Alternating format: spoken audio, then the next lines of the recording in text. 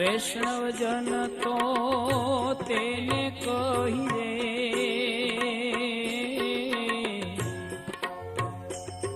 જે પીડ પરાઈ જાણ રે, વૈષ્ણવજન તો તેને કહીએ, પર દુખે ઉપકાર કરે તો અભિમાન નયાણ રે, વૈષ્ણવજન તો તેને કહીએ, વૈષ્ણવજન તો તેને કહીએ.